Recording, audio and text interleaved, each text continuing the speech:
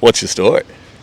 I cold messaged my now girlfriend and got banned from WhatsApp from doing it. About a year ago, we came across this one community. It's called Speakeasy.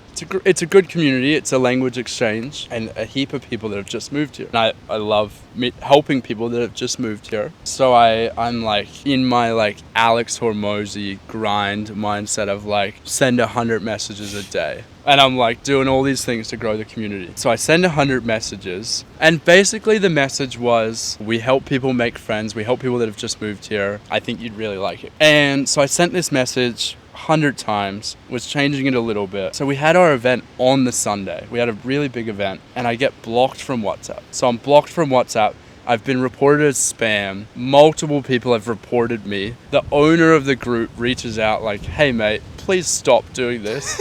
And I'm like, all right, I'll stop. And so I stopped. So I didn't send any more messages to that group. A couple people responded. A couple people are like, oh, that's so cool. But most people just didn't respond. One girl responded. Her name was Sophia. She came to a session. This woman, like I meet everyone. I say hello. I put them in a group and I'm running around. I'm meeting so many different people. So she's talking and I just remember sitting with her. She just had this beautiful smile.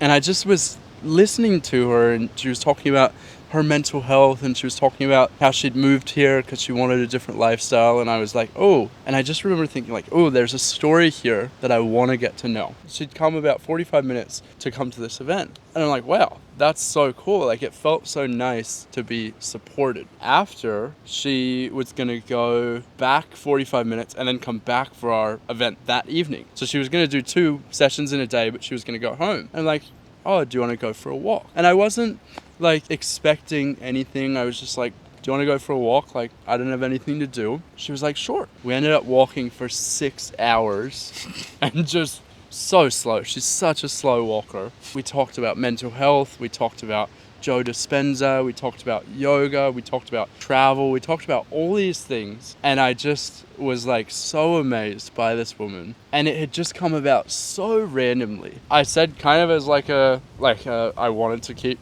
getting to know her, like, oh, what are some of your favorite foods? Or it was just in conversation and she said empanadas. And I grew up in Miami, love empanadas. So I was like, you've got to teach me to make empanadas. And she's like, okay. So the next week, she taught me to make empanadas. Whole day, we hung out. And there was just like, we were dancing in our kitchen. We were making empanadas. It was so cool. And then we kept dating and that formed my relationship with Sophia.